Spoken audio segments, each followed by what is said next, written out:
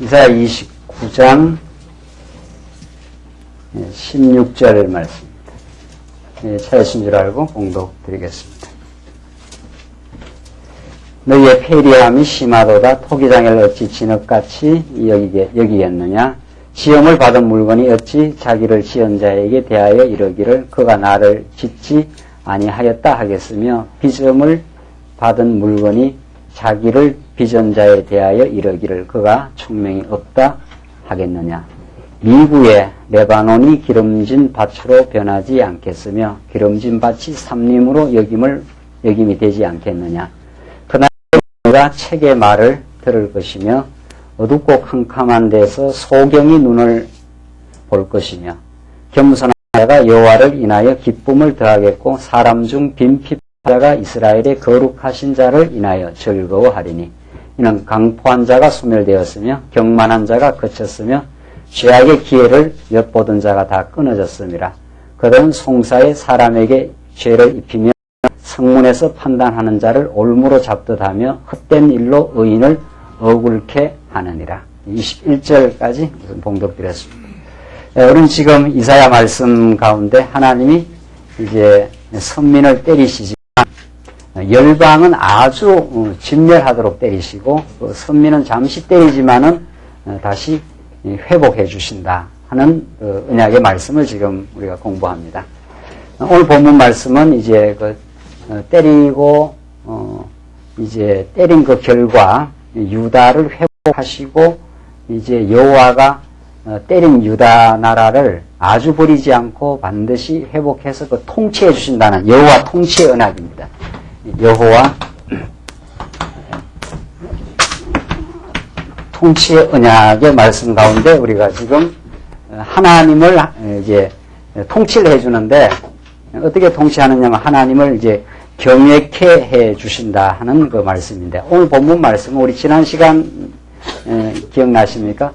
하나님께서 그들을 한번 때리시기 위해서 그들의 그 지혜를 하나님께서 없애겠다. 여호와께서 깊이 잠들게 하는 신을 부어가지고 그들이 하나님을 알지 못하는 그 패역의 삶을, 하나님을 떠난 어리석음의 삶을 살아가게 잠시 하시지만은 하나님 반드시 이제 다시 돌아오게 해서 깨달음을 주셔 그들을 회복하시는 주권자이시다.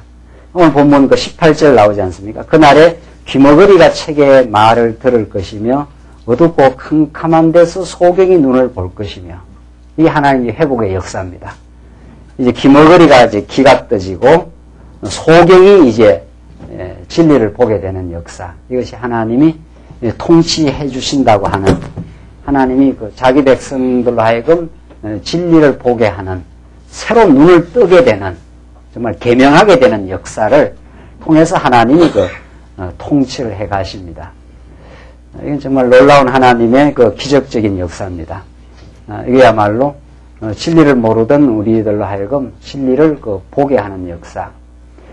이것이 신약 시대로 말하면 오순절 당시 때 그 성령이 오셔서, 오순절 성령이 오시기 전에 제자들은 예수님을 따라다니기도 하고 그 많은 기적들을 직접 경험도 하고 했지만은 실제로 정말 계명이 되지 않는 상태입니다. 예수님 곧 죽으러 간다 하는데도 끊임없이 오른편, 왼편을 추구하면서 세속적인 그 야망에 사로잡혀 있는 그 눈먼 백성들입니다. 그러니까 그 정말 예수가 하늘로부터 오신 그 메시아임을, 영원한 복을 우리에게 허락하시는 분이심을 깨닫지 못한 그들에게 성령을 부어주셔서 그들로 하여금 그 부활의 주를, 영원한 영생의 주를 그 깨닫게 하시는 역사.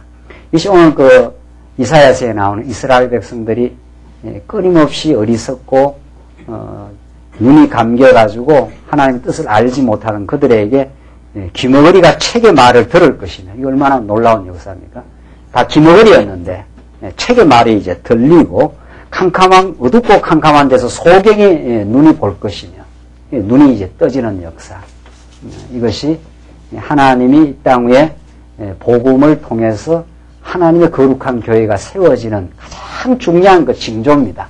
여러분과 제가 지금 이 말씀을 듣고 하나님을 지금 깨닫고 하나님이 정말 이스라엘 백성들을 잠시 어둡게도 하시지만 하나님이 눈을 띄우셔서 이제 회복의 역사를 행하신다. 그는 그때 이제 어떤 역사가 일어나는가? 22절 보십시오. 29장 22절 계속해서 그러므로 아브라함을 구속하신 여호와께서 야곱 족속에게 대하여 말씀하시되 야곱이 이제부터는 부끄러워 아니하겠고 그 얼굴이 이제부터는 실색하지 아니할 것이며 이 회복된 때에 정말 기쁨이 회복되는 어리석음에서 지혜로 바뀌게 되는 역사입니다. 23절 그 자손은 나의 손으로 그 가운데서 행한 것을 볼 때에 그 자손은 나의 손으로 그 가운데 행한 것을 볼 때에 이렇게 했습니다. 이거 회복의 역사를 인간이 스스로 못한다는 거죠. 하나님이 눈 멀고 귀 멀게 해놓으면 아무도 스스로가 눈을 뜰 수가 없는데 하나님이 멀었던 눈을 띄우시고 막혔던 길을, 귀머거리의 길을 열어주시는 기적의 역사. 이것이 우리가 예수 믿는 역사입니다. 이것이 진리 안으로 들어온 하나님의 강권적이고 은혜로운 역사인데 그래서 그 자손은 나의 손으로 그 가운데서 행한 것을 볼 때 이렇게 했어요. 하나님의 손이 이스라엘 백성들을 그 어두운 데서 이제 밝음으로 옮기는데 내 이름을 거룩하다 하며 내 이름을 거룩하다 하며 그때 우리 하나님 이름이 여호와시구나 하면서 깨닫게 된다는 거죠. 야곱의 거룩한 자를 거룩하다 하며 이스라엘의 하나님을 경외할 것이며 이렇게 했어요. 눈을 감겼다가 눈을 띄우니까 하나님이 정말 붙들어주지 않으면 우리는 이 어둠에서 돌아올 수가 없었습니다 하면서 그때 이제 하나님을 경외케 만든다. 그러니까 여기 지금 우리가 공부하는 부분이 하나님을 경외케 하심입니다. 이게 하나님의 여호와 하나님의 통치의 역사라는 거죠. 하나님이 경외케 하지 않으면 아무도 경외할 수가 없어요. 다 자기를 경외하고 자기의 의로움에 사로잡혀 있는 게 우리 인생인데 하나님이 눈을 띄워주고 귀를 열어주신 그래서 예수님이 듣는 귀가 복이 있고 보는 눈이 복이 있도다. 이렇게 예수님께서 그렇게 말씀하십니다. 그게 우리 예수 믿는 사람들이 최대의 축복이라는 거죠. 도무지 우리가 진리의 말씀을 우리가 들을 수 있다. 진리를 볼 수 있다 하는 것이 이 진리가 보여야 우리 삶 전체를 이제 하나님을 통치를 우리가 느끼고 우리 삶을 절대적으로 장악하시고 하나님의 작정대로 지금 이루어 가시는 역사. 이걸 우리가 확인할 때라야 마음에 참된 평강을 얻습니다. 그게 진리의 깨달음입니다. 그 눈을 띄워주지 않으면 우리는 모든 것이 어둡고 자기 중심적이고 염려와 걱정이 앞섭니다. 우리 지금 오늘도 교회당 이전 문제 이야기하지만은 우리가 이런저런 얼마든지 의견을 개진할 수가 있습니다. 그럼 우리가 딱 믿는 게 있어요. 이사갈 시간도 정해져 있고, 이사가는 장소가 정해져 있어요. 정해져 있는 것을 이제 지금 더듬어 의견을 조율하면서 지금 가고 있는 중에, 그 과정에 하나님이 하신다는 걸 끊임없이 배워가는 과정입니다. 그래야 마음이 편안해요. 저 밖으로 가면 내한테 거리가 뭐냐라든가, 또 이쪽으로 하면 너무 짐이 무겁지 않냐는가, 여러 가지 이야기 나올 수 있어요. 그 이야기 자유롭게 할 수 있는 거예요, 우리는. 왜냐하면 우리는 하나님 작정을 믿기 때문에. 하나님 작정을 안 믿으면 자기가 정해놓은 의도대로 계속 몰아가야 됩니다. 그거 굉장히 불편해집니다, 그래 되면. 그러니까 큰 틀을, 작정을 믿고, 우리의 지금 분량이 이 정도라는 거 확인하고, 그 다음에는 얼마든지 의견을 개진하면서 우리는 작정을 믿는 사람들입니다. 또 하나님께서 실수케 하시려면은 과도한 일도 하게 하십니다. 그건 우리가 못 막습니다. 하나님께서 지혜를 주셔야 우리의 분량을 잘 확인하고 또 하나님께서 인도해 가십니다. 하나님이 그 모든 일을 주관하고 인도해 가시는 주권자이십니다. 하나님이 우리가 하여금 그렇게 붙들고 사랑하시고 인도를 해 가십니다. 그 작정을 믿고 우리가 지금 논의를 하기 때문에 얼마나 다양한 논의를 우리가 수렴할 수 있고 그 중에 이렇게 판단을 지금 해 가고 있는 중입니다. 그건 하나님께서 작정한 길로.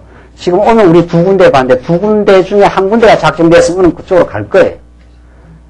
이 팔리는 것도 하나님께서 다 작정된 시간이 있습니다. 안 팔리면 어떻게 할 거예요? 안 팔리면 또 시간이 또 조금 더 지체야 되는 것이고, 그걸 우리가 하나님께서 정한 시간과 정한 장소가 있다고 믿고 우리가 계속 논의를 하는 것과 내가 모든 판단을 해야 된다는 판단은 전혀 다릅니다. 그러면은 자기 주장이 너무 강해지고 다른 주장을 비판하게 돼 있고 이렇습니다. 어떤 주장도 흡수를 하되 하나님의 작정된 뜻을 믿고 보다 우리의 믿음의 분량을 확인해 가면서 계속 논의해가는 그 논의의 풍토. 하나님께서 모든 걸 주장하고 인도를 해 가십니다. 그걸 우리는 모든 교회 생활을 통해서 모든 우리 가정 살림에서 모든 사회생활에서 그걸 지금 확인하고 배우는 과정입니다. 그게 하나님께서 우리를 경외케 하십니다. 하나님께서. 그래서 내가 그 자손은 나의 손으로 그 가운데 행한 것을 너희들이 보게 될 것이다. 잠깐 하나님께서 어둡게도 하시지만 24절 마지막 보십시오. 내 마음이 혼미하던 자도 총명하게 되며 이렇게 되어 있어요.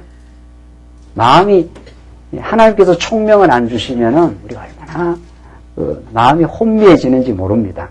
마음이 혼미한 자도 총명하게 되며 원망하던 자도 교훈을 받으리라 하셨는데 이게 하나님의 통치입니다. 하나님께서 행하신다 하는 것을 깨닫게 되면은 우리 마음이 밝아지고 총명이 있고 우리가 얼마든지 하나님의 섭리를 이제 배워갈 수 있는 그런 마음의 여유가 생겨납니다. 30장 보시면은 두 번째로 의지하는 것을 멸하십니다.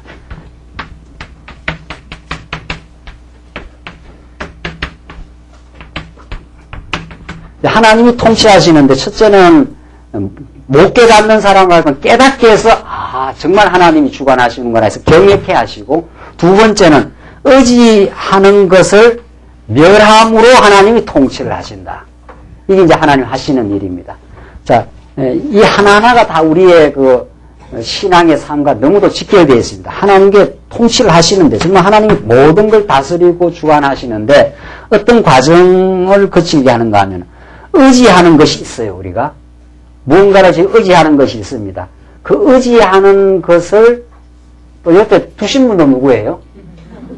이게 정말 지금 이제 바로 나오는데 히스기야 시대 때 그 랍사게라고 하는 아수르 그 장군이 와서 너희들이 지금 애굽을 의지한다고 살 거거든요. 그 조롱을 합니다. 이 아수르 장군이 와가지고 이게 애굽이 있어요. 그림을 조금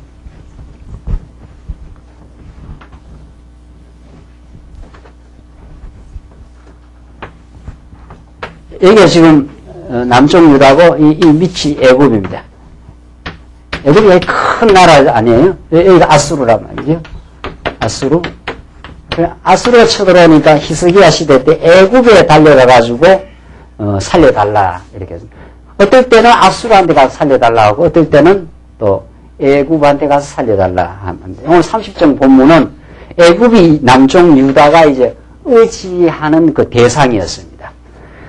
그런데 하나님 묘한 것은 그 애굽을 안 만들어 놨으면 그냥 쳐들어올 때 뭐 하나님을 의지한다든가 어떤 그 방법이 나왔을 건데 아수르는 굉장히 큰 나라고 애굽이 굉장히 큰 나라입니다. 애굽이.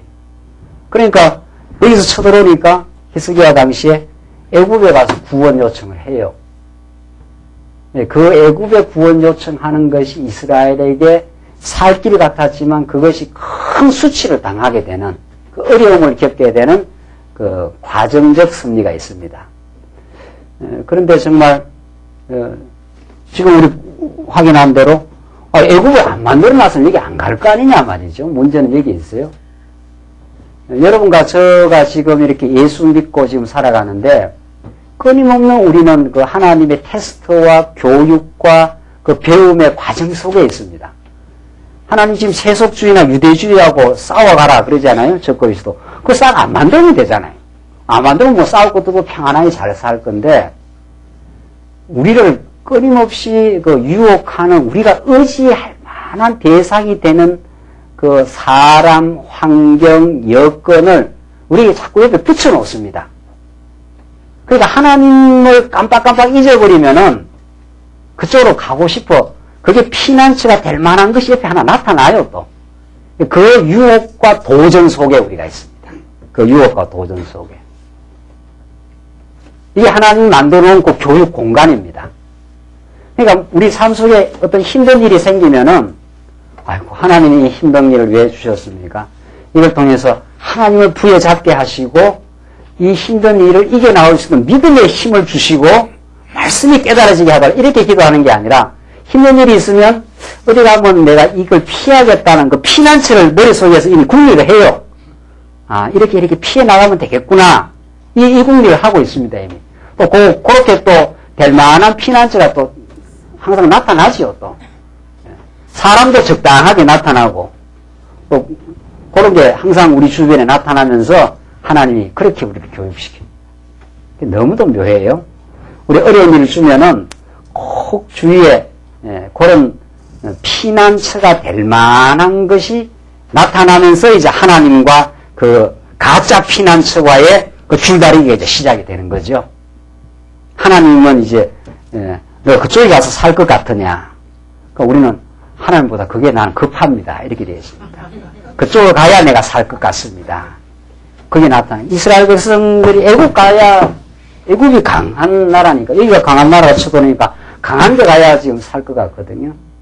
그런 그 세속주의 속에 우리를 던져놓고 우리를 단련시키고 있어요. 유혹 속에 있습니다, 우리가. 유혹과 강한 그 도전. 여기는 이스라엘 백성을 공격해도는 압박해도는 도전의 세력이고, 이거는 피해갈 만한 유혹의 세력입니다. 우리를 아주 달콤하게 유혹하는, 이쪽으로 가면 살 것 같다고 하는, 끌려 들어갈 만한, 이런 그 텀바, 여기는 강하게 밀어붙이죠. 여기는 가면 살 것 같지요. 이런 속에 집어넣어 놓고 우리를 지금 단련시키고 있습니다. 이게 우리의 삶의 그 정황입니다. 이 속에. 그러니까 말씀 안 붙들리면은 도전 속에 끌어지거나 유혹에, 달콤한 유혹에 빠지거나 둘 중에 하나죠. 3장 30장 한번 보십시다. 어떻게 하나님께서 그 의지하는 걸 다 멸해버리는가. 1절로 7절 봅시다. 여호와께서 지도자들이 의지하는 애굽에게 수치당할 것을 이제 예언하는데 1절로 7절. 여호와께서 가라사대 화 있을 진저 패역한 자식들이여 그들이 계교를 베푸나 나로 말미암아 하지 아니하며 맹약을 맺으나 나의 신으로 말미암아 하지 아니하였음이로다. 하나님 앞에서 지금 어떤 피할 길을 찾아야 되는데 그렇게 안 한다는 거예요. 이 남쪽 유다 백성이 그들이 바로의 세력 안에서 스스로 강하려 하며 애굽의 그늘에 피하려 하며 애굽으로 내려갔을 때 나의 입에 뭐라고 했습니까? 묻지 아니하였으니 죄의 죄를 더하도다. 지금 아수르가 쳐들어왔을 때 아이고 하나님하고 하나님 앞에 엎어져야 되는데 하나님이 우리를 약속했지 않습니까? 아수르가 쳐들어와서 우리를 완전히 지금 멸절하기 직전의 그 위기입니다. 이렇게 하나님 앞에 안 거꾸러진다는 거예요.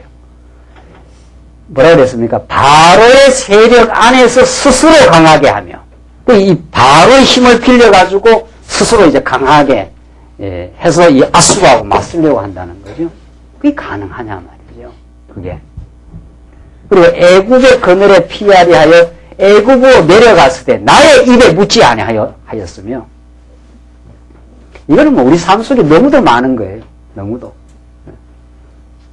어른이 왔다 하면은 벌써 자기 그 피난처를 뭐 상상해서 만들어내요, 벌써. 아, 이쪽으로 가야 되겠구나 하는 거. 지금 마음속에 있지요? 지금 뭔가 있어요. 뭔가 하나 만들어 놨어요. 뭔가 하나. 그쪽으로 가면 뭐 괜찮겠다. 피할 수 있겠다. 이런 거 하나 만들어. 그게 우상입니다. 그게 우상이고, 그게 하나님께서 안 붙들어 주시면은 그쪽으로 갈 수밖에 없는 연약한 존재입니다, 우리가. 그래서 스스로 그 피난처에서 강하게 되어 보려고 그 발구덩 치는 게 허탄한 우리의 그 인생의 몸부림입니다. 그 결과는 어떻게 되는가? 그 과정적인 결과인데 3절. 그러므로 바로의 세력이 너희의 뭐라고 했습니까? 수치가 되며 애굽의 그늘에 피함이 너희의 수욕이 될 것이라. 그것이 너희에게 진정한 피난처가 안 된다. 그게 거짓 피난처다. 그쪽으로 가면 그쪽에 수치를 이제 겪게 된다는 거예요. 우리가 돈을 의지하면 돈이 우리를 얼마나 가지고 노는지 모릅니다. 권력 의지하면 권력이 우리를 가지고 놀아요. 놀이개감이 되는 거죠. 하나님을 우리가 발견해서 하나님을 의지하면 하나님 우리를 놀이개로 삼지 않습니다.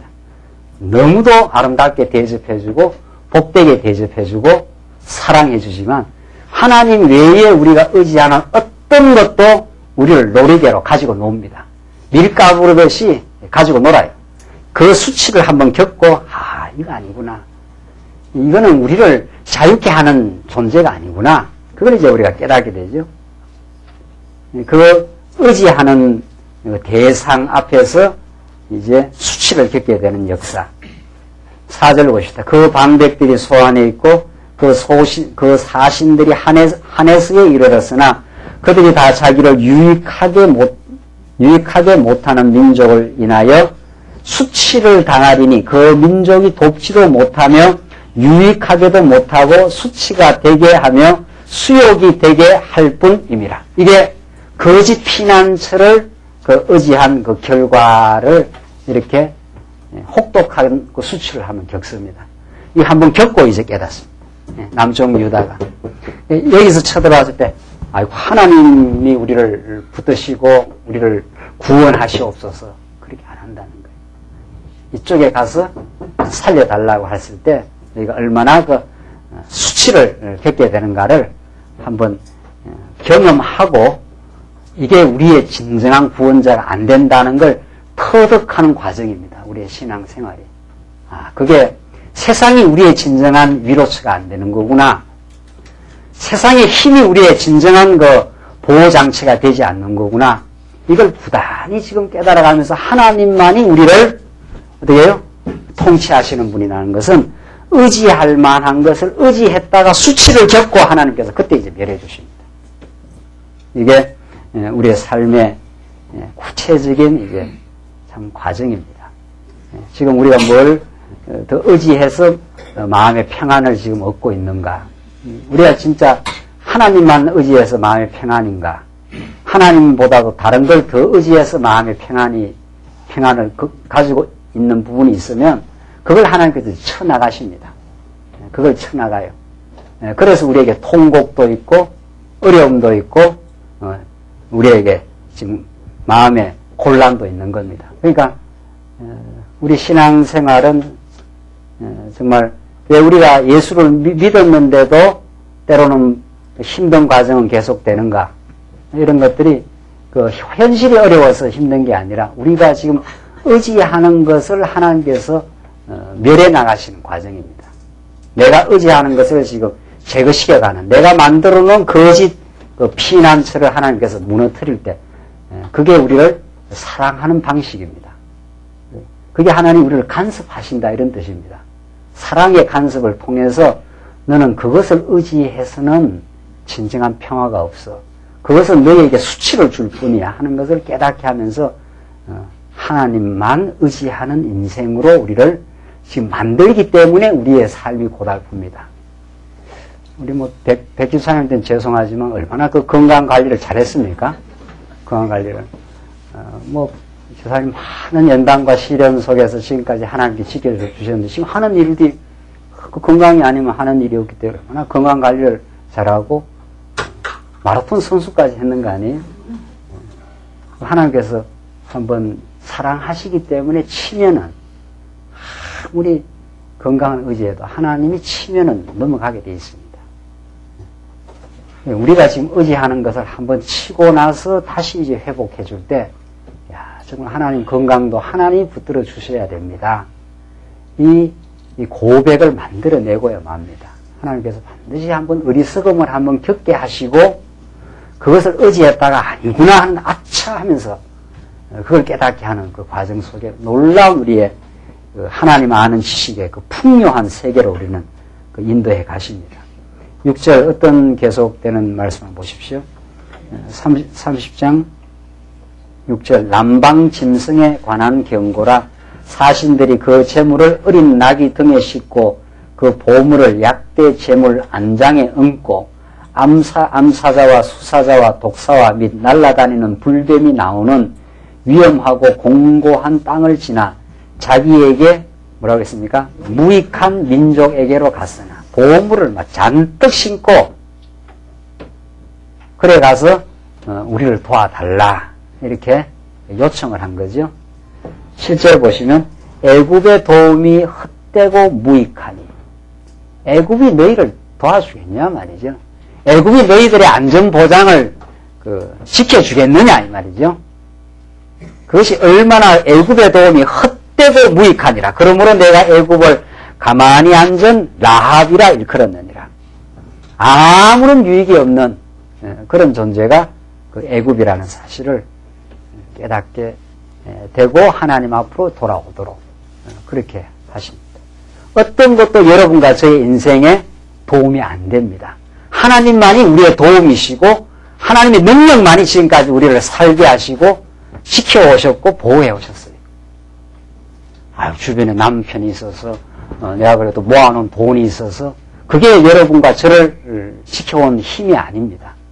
하나님이 다 살게 하시고 먹게 하시고 입게 하시려고 재능도 주시고 옆에 사람도 붙여서 보호도 하신 게 하나님의 손길이지 그 사람이 그 재물이 우리를 지켜낸 건 아니라는 거죠.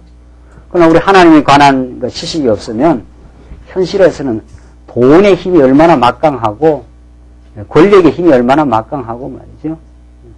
지금 뭐 재벌도 막 판사가 막 집어넣으니까 뭐 현대 재벌 뭐 그룹도 뭐 별 볼 일 없어요. 지금 얼마나 뭐 검사들의 힘이 현실적으로 막강하게 보입니까? 그 사람들 아는 사람만 있으면 이 세상에 뭐 안 되는 일이 없어 보이고 말이죠. 그게 이 세속이 가지고 있는 세속주의의 힘들입니다.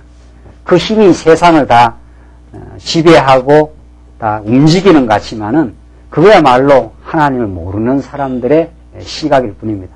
하나님이 그 모든 배후에서 모든 걸 주장하시고 지금 인도하시면서 하나님 우리의 영혼을 우리의 육신을 지금까지 지켜내 오신 분입니다.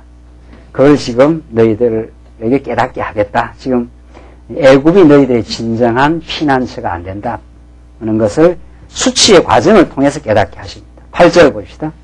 30장 8절 보시면은 패역한 유다를 회파하신다는 여호와의 말씀을 예언합니다. 패역한 유다를 하나님께서 회파하시겠다. 8절 봅시다. 이제 가서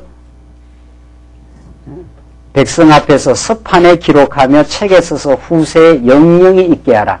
대저 이는 패역한 백성이요 거짓을 말하는 자식이요 여호와의 법을 듣기 싫어하는 자식이라. 이게 이스라엘 백성들의 본 바탕이죠. 패역하지요. 하나님을 인정 안 하는 거짓을 말하지요. 여호와의 법을 듣기 싫어하는 자식이라는 거예요. 그들이 선견자에게 이르기를 선견하지 말라. 선지자에게 이르기를 우리에게 정직한 것을 보이지 말라. 부드러운 말을 하라. 거짓된 것을 보이라. 정직한 걸 말하지 말고 우리한테 듣기 좋은 소리만 해달라. 지금 그런 거죠. 너희는 정로를 버리고 첩경에서 돌이키라. 이스라엘의 거룩하신 자로 우리 앞에서 떠나시게 하라 하는도다. 완전히 패역한 백성입니다. 정로를 버리고 하나님과의 그 길을 다 버리고 이스라엘의 거룩하신 자로 우리 앞에서 떠나가시게 하라.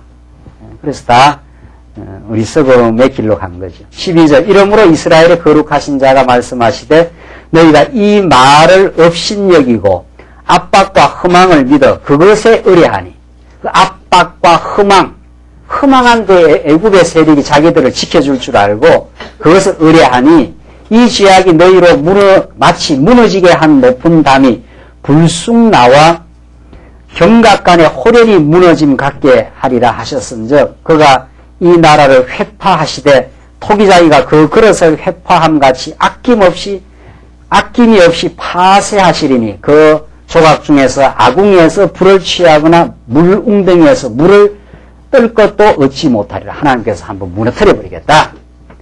나를 떠난 너희들 피난처가 없다는 걸 한번 깨닫게 하시겠다. 그리고 15절 봅시다. 주 여호와 이스라엘의 거룩하신 자가 말씀하시되 너희가 돌이켜 안연히 처하여 구원을 얻을 것이요 잠잠하고 신뢰하여 힘을 얻을 것인즉 너희가 원치 아니하고 잠잠하게 하나님이 아수르의 손에서 우리를 구원해 주실 것이다. 이렇게 안 한다는 거예요. 그냥 애굽에 가서 살려달라고 하면서 구원 요청을 한다는 거죠. 16절 이러기를 아니라 우리가 말 타고 도망하리라 한 거로 너희가 도망할 것이요. 또 이러기를 우리가 빠른 짐승을 타리라 한 거로 너희를 쫓는 자가 빠르리니. 그러니까 말 타고 또 빨리 도망쳐 빠른 짐승을 타고 도망하겠다. 그렇게 그 인간적 방법을 자꾸 꾸민다는 거예요. 17절 한 사람이 꾸짖은즉 1000사람이 도망하겠고 5이 꾸짖은즉 너희가 다 도망하고 너희 남은 자는 겨우 꼭 산꼭대기에 깃대 같겠고 영위의 기호 같으리라 하셨나니라. 그런다고 살아나는 게 아니다. 빨리 도망친다고 살아나는 게 아니라는 거예요. 그래서 이스라엘 백성들의 이 허망함, 헛것을 믿음, 거짓 피난처를 만들어가지고 안전보장을 하려고 함. 어디 여기 가서 살겠느냐 이 말이죠. 여기 가서. 여기가 너희의 그 피난처가 되지 않는다. 그걸 이제 수치를 통해서 깨닫게 하시고 18절 오늘 본문 말씀 보시면 이제 회복해주는 역사가 나옵니다. 한번 수치를 겪고 이제 회복의 역사가 나오는데 18절. 그러나 이렇게 되어 있어요. 이게 복음이에요. 너희들은 허탄한 것을 추구하고 허망한 것을 의지해서 안전보장을 하지만 이렇게 되어 있어요. 이게 복음의 말씀이에요. 그렇게 한다고 하나님이 아주 버리지는 않는다. 너희들의 어리석음을 너무도 하나님은 아시고 너희들의 긍휼을 베푸시는데 그 그러나 이사야 모든 선지서는 이 그러나 복음이죠. 너희들은 허망하게 나를 떠나가고 나의 율법을 지키지 아니하고 나를 기억하지 않지만 이 말이죠. 이게 복음이에요. 너희들이 잘 나를 따라왔다든가 나에게 충성을 했다라든가 이렇기 때문에 내가 너희들에게 복 준다 이런 내용이 아니죠. 말 타고 도망치고 빠른 짐승 타고 애굽으로 도망치면 살 것 같아. 이렇게 어리석음을 지금 행하는 너희들이지만 이런 말이죠. 이게 복음이에요. 18절에. 그러나 복음이 여호와께서 기다리시나니 이는 너희에게 은혜를 베풀려 하심이요 일어나시리니 이는 너희를 긍휼히 여기려 하심이라. 대저 여호와는 공의의 하나님이시라. 이때 의는 언약을 그대로 신실하게 이루시는 하나님 이런 뜻입니다. 이때 공의는 도덕적 공의가 아니에요. 하나님이 의를 그대로 이루신다는 말은 언약하시면 그걸 그대로 이루시는 분이라. 무릇 그를 기다리는 자는 복이 있도다. 시온에 거하며 예루살렘에 거하는 백성아 너는 다시 통곡하지 않을 것이라. 그가 너의 부르짖는 소리를 인하여 내게 은혜를 베푸시되 들으실 때에 내게 응답하시리라. 이게 하나님께서 하시는 그 일입니다. 이 하나님께서 너희들을 은혜를 베푸시고 공의를 베푸신다. 그래서 20절 보시면 주께서 너희에게 환난의 떡과 고생의 물을 어떻게 해요? 주시나 이렇게 되어 있어요. 내 스승은 다시 숨기지 아니하리니 이때 스승은 깨닫게 하는 자, 선지자 뭐 다 그런 뜻입니다. 하나님이 환난의 떡을 주시고 고생의 물을 주셔요. 그래서 애굽에 한번 내려가서 그걸 의지하고 수치를 겪게 하고 아이고 이게 아니구나 하면서 그 깨달음을 얻습니다. 그러나 하나님이 그런 환난도 주시고 고생도 주시지만 내 스승은 다시 숨기지 아니하니 하나님 깨닫게는 해주시겠다는 거죠. 아 진짜 애굽이 나의 피난처가 되지 않는구나 하는 것을 그 깨닫는 그 시간 그게 얼마나 그 복된 시간인지 모릅니다. 그게 이제 아버지께로 돌아오는 시간입니다. 그래서 내 스승은 다시 숨기지 아니하시리니 내 눈이 내 스승을 볼 것이며 이 선지자의 말씀을 깨달을 것이며 이 말이죠. 너희가 우편으로 치우치든지 좌편으로 치우치든지 내 뒤에서 말소리가 내 귀에 들려 이르기를 이것이 정로니 정로 바른 길이죠.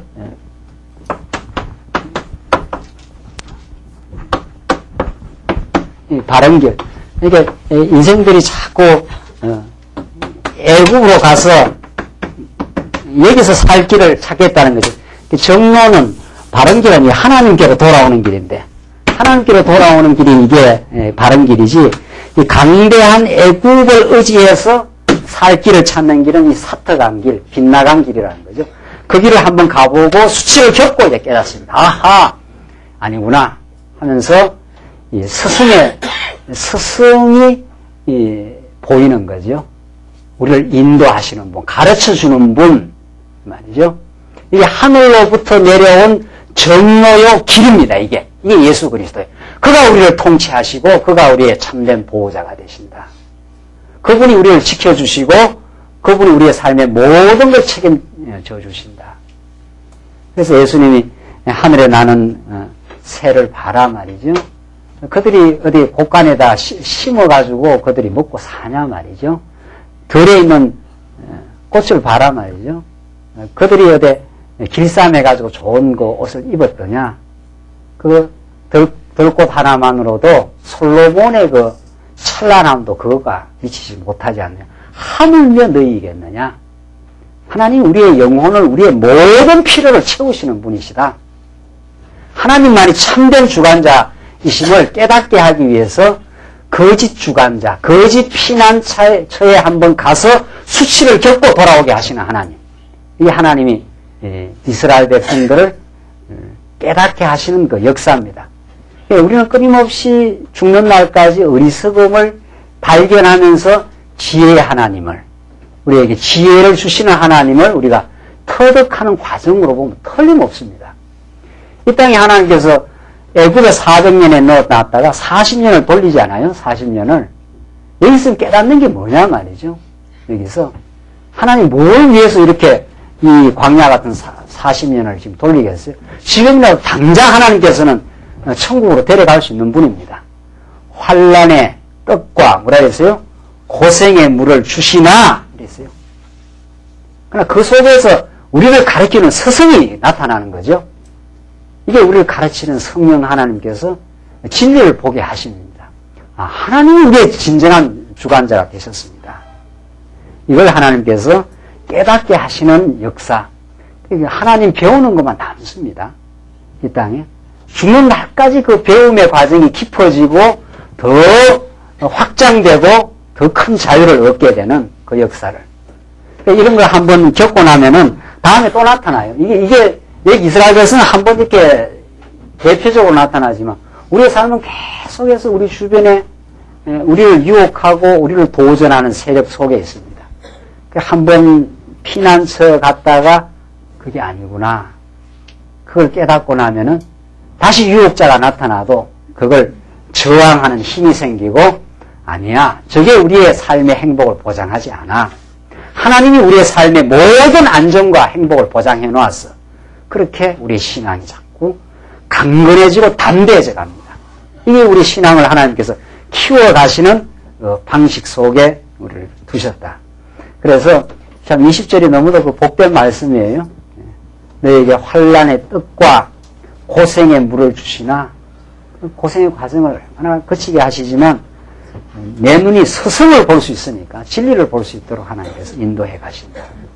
그래서 21절 너희가 우편으로 치우치든지 좌편으로 치우치든지 내 뒤에서 말소리가 내 귀에 들려 이러기를 이것이 정론이 너희는 이리로 행하라 할 것이며 또 너희가 너희 조각한 우상에 입힌 은과 우상에다 은도 입혔어요. 부어 만든 우상에 올린 금을 더럽게 하여 불결한 물건을 던짐같이 던지며 이러기를 나가라 하리라. 그전에는 그렇게 우상을 숭배했던 이스라엘 백성이 우상을 어떻게 해요? 다 내어 던지면서 다 우상 타파의 역사가 일어나는 옛사람이 무너지고 속사람이 변하는 역사, 이 역사를 하나님께서 인도하신다는 거죠. 에베소서 한번 가봅시다. 에베소서. 이 말씀을 신약성의 에베소서가 어떻게 말하는가 봅시다. 에베소서 2장 한번 봅시다. 에베소서 2장 3절 말씀 한번 봅시다. 오늘 이사야서가 말하는 말씀을 신약의 말씀은 이걸 어떻게 우리가 전가하는가 한번 확인해 봅시다.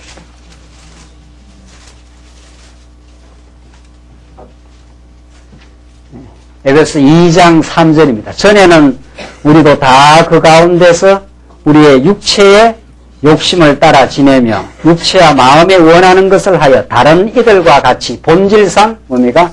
진노의 자녀이 되니 애국을 다 숭상하고 말이죠. 우상을 섬기고 탐욕에 빠져있는 본질상 뭡니까? 진노의 자녀예요. 그 4절 그런 진노의 자녀이었지만 이 말이죠. 오늘 이사야서가 그러나 했지 않았어요? 너희들은 다 거짓 피난처를 구하고 나에게로 돌아오지 않는 본질상 진노의 자녀였지만 4절 보십시오. 긍휼에 풍성하신 하나님이 우리를 사랑하신 그 큰 사랑을 인하여 허물로 죽은 우리를 그리스도와 함께 살리셨고 너희가 은혜로 구원을 얻은 것이라. 또 함께 일으키사 그리스도 예수 안에서 함께 하늘에 앉히시니 이렇게 우리를 진노의 자녀인 우리를 이 놀라운 영광의 자리로 우리를 구원을 일으키시고 우리를 이미 하늘 보좌에다 앉혔다는 거예요. 이게 예수 믿는 사람의 지금 자리입니다. 이게 얼마나 우리에게 놀라운 특권이냐는 말이죠. 우리는 하나님 떠나서 거짓 피난처를 구하고 당신을 우리의 이름을 훼손하고 여호와 이름을 부르지 아니하고 그렇게 살았는데 그럼 본질상 진노의 자녀에 있는데 말이죠. 이게 우리 믿음의 그 바탕입니다. 이게 우리의 그 본 바탕이에요. 본 바탕. 그러나 우리가 지금 이렇게 예수 믿고 이 교회 안에 오고 지금 하나님을 우리가 섬기는 건 전적인 은혜라는 거죠.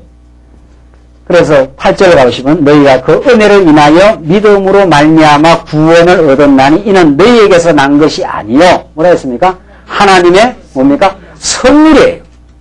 우리가 지금 이렇게 예수 믿는 게 전적으로 주어지는 하나님의 선물이에요. 10절 가보시면 우리는 그의 만드신 바라 그리스도 예수 안에서 선한 일을 위하여 지으심을 받은 자니 이는 하나님이 전에 예비하사 우리로 그 가운데서 행하게 하려 하심이니라. 전에 진노의 자녀로 악만 행하던 우리 인생을 하나님께서 건져주시고 하늘 보좌의 하나님의 자녀로 이미 우리를 하나님과 같은 보좌 우편에 우리를 두시고 이제는 이 땅 위에서 선한 일을 행하도록 하나님을 섬기고 교회를 섬기는 이런 복된 인생으로 지금 이사야 말씀대로 말하면 전에는 조각한 우상 앞에서 살려달라고 하던 세상 힘을 의지하며 살던 우리 인생을 그 조각한 우상을 다 내어 던지는 역사, 그 역사를 하나님께서 하게 하신다는 거죠. 이게 우리 오늘 지금 우리를 만들어 가시는 하나님의 섭리입니다. 이게 전적인 은혜로 지금 하나님이 통치해 주시겠다. 너희가 의지하던 것들이 다 무력하다는 걸 깨닫게 하시고 그걸 다 멸하고 하나님께로 돌아오도록 그렇게 하나님께서 은혜로 붙들어 주겠다 하는 것이 오늘 이사야 말씀이에요.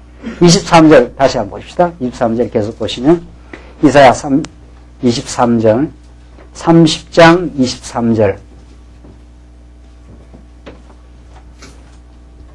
내가 땅에 뿌린 종자에 주께서 비를 주사 땅 소산의 곡식으로 살찌고 풍성케 하실 것이며 그 땅이 다 황폐했다가 하나님께서 이제 그 땅 소산의 곡식으로 살찌고 풍성하게 하십니다.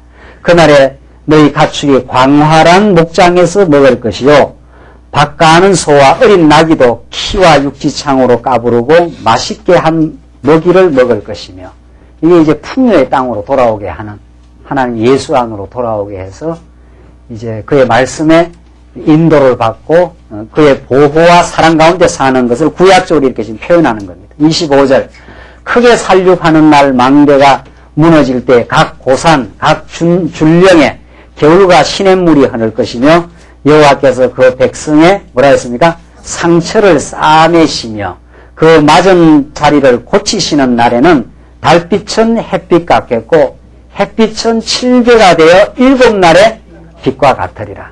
하나님께서 상처도 허락하시고 아무도 고칠 수 없는 그 상처를 하나님이 다 싸매 주신다. 26절이 이게 이사야의 요절이에요. 26절이 여호와께서 그 백성의 상처를 싸매시며 그 맞은 자리를 고치시는 날에는 하나님이 고쳐요. 하나님이 우리에게 죄악 권세 아래 맡겨놓으면은 그 애굽을 하나님께서 옆에 두셨다는 거 아니에요? 여기 가서 완전히 수치당하고 애굽이 이들을 보호해주지 않습니다. 오히려 종삼고 질질 종삼고 끌고 잘 왔다 이렇게 되는 거죠. 밥이 되는 거지 애굽의 밥이. 그래서 온갖 상처 머리끝에서 발끝까지 이스라엘 백성들이 진노의 자녀처럼 본질상 진노의 자녀이기 때문에 하나님 떠나서 뭔가 몸부림을 치고 받은 그 상처를 이제 예수가 오셔서 그 모든 상처를 싸매실 때 달빛은 햇빛 같겠고 얼마나 찬란한 날이 온다는 거죠. 그래서 한번 무너져 보고 세워질 때 하나님의 은혜를 깨닫는 것. 이게 왜 다른 길이 없다는 거죠. 이게 하나님께서 우리를 사랑하는 방식입니다.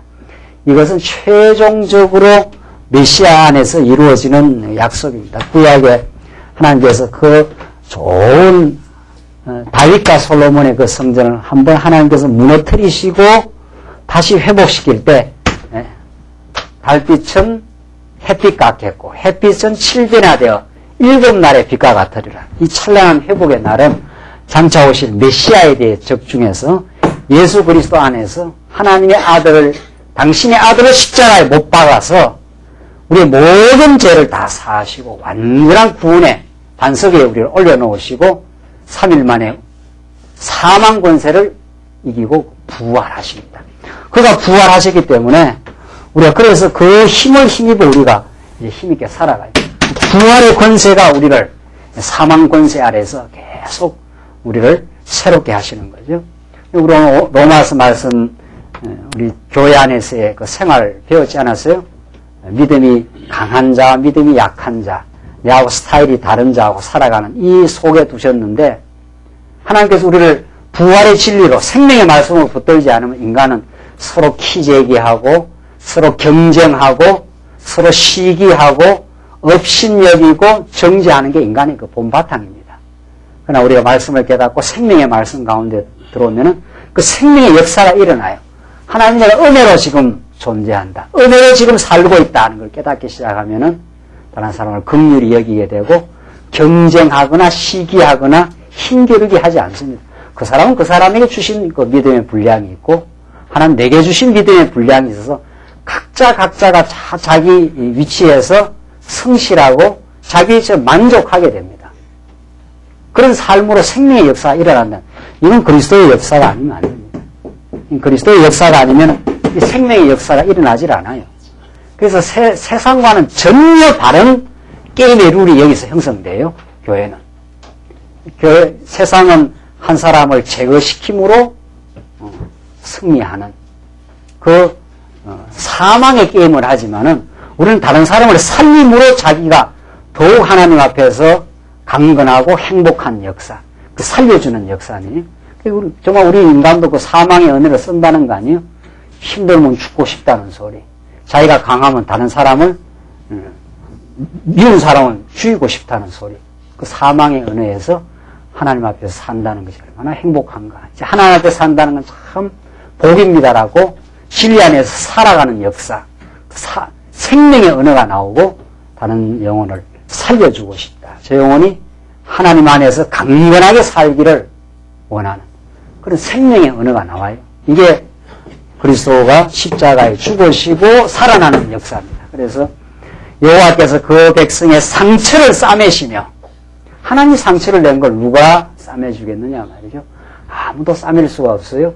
죄악의 상처를 누군들 싸맬 수가 없어요. 스스로가 극복할 수가 없어요. 예수가 오셔서 그 맞은 자리를 고치시는 날에는 찬란한 우리가 부활의 생명을 입고 우리가 사망의 유혹으로부터 벗어나는 강건한 삶으로 우리를 하나님께서 인도해 가신다는 거죠. 27절을 보시면은 27절로 마지막은 열방에 미친 진노가 아수르 왕을 이제 소멸하신다고 합니다. 그 위협을 가하던 그 아수르를 하나님께서 제거시켜서 너희들로 하여금 완전한 승리의 길로 가게 하겠다. 27절을 봅시다. 보라 여호와의 이름이 원방에서부터 오되 그의 진노가 불붙듯 하며 빽빽한 연기가 일어나듯 하며 그 입술에는 분노가 찼으며 그 혀에는 맹렬한 불 같으며 그 호흡은 마치 창일하여 목에까지 미치는 하수 같은즉 그가 멸하는 키로 열방을 까부르며 미혹되게 하는 자갈을 여러 민족의 입에 먹이시리니 너희가 거룩한 절기를 지키는 밤에와 같이 노래할 것이며 저를 불며 여호와의 산으로 가서 이스라엘의 반석에게로 나아가는 자같이 마음에 즐거워할 것이라. 여호와께서 그 장엄한 목소리를 듣게 하시며 혁혁한 진노로 그 팔에 치심을 보이시되 맹렬한 화염과 폭풍과 폭우와 우박으로 하시리니 여호와의 목소리에 아수르가 낙담할 것이며 그렇게 이스라엘 백성들을 완전히 위협을 가하던 그 대적 아수르를 하나님께서 다 낙담하게 하고 쳐버리겠다는 거죠. 주께서는 막대기로 하실 것인데 여호와께서 예정하신 몽둥이를 아수르 위에 더하실 때마다 소고를 치며 수금을 탈 것이며 이때 이제 찬양을 한다는 거죠. 이게 얼마나 이 강한 대적이었습니까? 남쪽 유다를 완전히 홍수로 엄몰하다시피 남쪽 유다를 밀고 내려왔던 세력들이에요. 그러니까 이스라엘 유다 나라가 아수르를 이길 수 없다는 거죠. 남쪽 유다가 애국의 유혹을 스스로 극복할 수 없다 이런 뜻입니다. 이런 유다주의 혹은 세속주의 틈바구니에 넣고 우리를 지금 보호하시고 우리를 이겨가게 해요. 이스라엘 백성이 아수르를 어떻게 이기겠어요? 사단 권세 우리가 못 이깁니다. 애국의 종살이를 시키는 바로의 권세를 우리가 스스로 나올 수가 없어요. 하나님께서 강한 대적을 붙여놓고 하나님께서 강한 대적을 내가 정리해 주겠다 이 말이죠. 그래야 하나님이 대단하시구나 깨달으니까. 이게 종말 때도 마찬가지. 종말 때도 예수님 오시기 직전 바벨론이 얼마나 강해지는지 모릅니다. 이 속에 놓고 하나님께서 교회 하나님의 자기 백성들을 보호하시고 인도하시고 키워가셔요. 그러니까 바벨론이 이렇게 크니까 이 교회 백성이 이게 살아날 것 같으냐 말이죠. 그러니까 계시록의 7교회가 로마 그 제국의 탄압과 위협 속에 있습니다. 그걸 하나님께서는 계시록에 요한을 통해서 지금 예언해 주시고 그 바벨론을 내가 다 치겠다. 염려할 거 없다. 힘있게 신앙의 싸움을 싸워가라. 그게 계시록에 교회로 하여금 승리케 하시는 메시아의 승리를 보여주는 장면이에요. 그러니까 우리가 약한 것 같아도, 그래서 세상에서 세상 권력이 대단한 것 같아도 이 바벨론 배후를 하나님이 쥐고 있습니다. 로마 그렇게 모든 길이 로마로 통하고 말이죠. 로마가 그렇게 강한 세력인 것 같아도 로마는 조금만 지나가면 무너져요. 어느 제국이든지 무너지지 않는 제국이 있느냐 말이죠. 하나님이 자기 백성을, 약한 듯한 자기 백성을 끝끝내 보호하시고 지키시면서 하나님의 능력을, 그 강한 아수르가 무너지지 않느냐. 그 역사 가운데 그대로 무너졌어요. 아수르도 무너져요. 이스라엘 백성들 70년 포로 잡아갔던 바벨론도 무너집니다. 그런 것처럼 우리도 지금 사단 권세가 우리를 붙들고 할 수만 있으면 우리를 잡아삼키려고 우리 주변을 우는 사자처럼 우리를 지금 빙빙 돌고 있지 않아요? 우리 망하지 않아요. 절대로 망하지 않아요. 그리고 반드시 우리가 승리하고 말아요. 이 말씀에 붙들리면은 사단 권세를 넉넉히 이기고 이제 아수르의 강한 위협 속에서 살아남고 애굽의 이 강렬한 유혹입니다. 이게 여기 가면 살 것 같은 유혹을 저지하고 하나님이 여호와십니다. 하나님이 지금 우리를 살려가고 있습니다. 이렇게 우리를 지금 키워가십니다. 이 당당하고 확고한 신앙의 세계로 우리를 인도하시기 위해서 많은 유혹 속에서 우리를 연단시켜 내십니다. 깎여나가게 하시고 자기 어리석음을 깨닫고 연약하지만 하나님의 강하심을 우리가 확인해 나가는 과정이 우리의 삶의 지금 과정입니다. 그래서 32절에 여호와께서 예정하신 몽둥이를 아수르 위에 더하실 때마다 소고를 치며 수금을 탈 것이며 이렇게 되어 있어요. 하나님이 물리쳐줄 때 우리가 얼마나 하나님을 의지하여 승리한다 이런 뜻이죠. 그는 전쟁할 때에 팔을 들어 거를 치시리라. 대저 도배선 이미 설립되었고 도배선이 흰놈의 골짜기에 있는 사당입니다. 이게 아주 이게 지옥과 같은 이런 부정한 곳이죠. 이미 설립되었고 또 왕을 위하여 예비된 곳이라. 깊고 넓게 하였고 거기 불과 많은 나무가 있은즉 여호와의 호흡이 유황개천 같아서 이를 사르리라. 다 그런 악한 세력들 하나님께서 사르게 하셔서 우리가 지금 당당한 신앙인으로 살게 하나님께서 우리를 지금 보호하시고 계신다. 이게 이사야 30장에서 지금 아수르의 위협, 애굽의 그 유혹의 세력, 이 틈바구니 속에서 우리를 철저하게 단련시키고 보호하십니다. 하나님이 욥의 신앙을 얼마나 많이 단련시키고 욥을 강한 연단 속에 두시는지 모릅니다. 그러니까 연단이 많으면 많을수록 우리의 불순한 요소를 하나님께서 제거하는 과정입니다. 그래서 내가 정말 단련된 후에는 정금같이 나오리니, 하나님께서 우리의 불순한 요소가 많기 때문에 하나님께서 아수르를 통해서 두들겨 패기도 하시고 애굽의 유혹 속에서 수치를 겪게도 하시면서 이제 하나님만 앞으로 나아가는, 하나님만을 의지하는 충성스러운 신앙인으로 지금 만들고 있습니다. 우리 삶 속에 이루어지는 모든 연단은 우리를 지금 달구어내는 정금으로 만들어가는 하나님의 사랑이었습니다. 이게 지금 남쪽 유다를 앞뒤로 지금 가두어 놓고 하나님께서 만들어 가시는 역사입니다. 상처를 주시지만 그 상처를 반드시 싸매어서 달빛이 햇빛처럼 찬란한 그런 정금 같은 신앙으로 하나님이 우리를 보호하시고 만들어 가실 겁니다. 기도하십시다.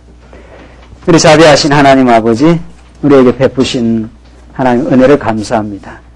온갖 유대주의와 세속주의와 우리를 유혹하는 세력들이 우리 주변에 도처에 있지만 이제 그것이 참된 피난처가 되지 않음을 우리가 깨닫게 하시고 하나님만이 우리를 지키시고 보호하시는 진정한 피난처임을 참 깨닫게 하시는 삶으로 우리를 인도하심을 감사합니다.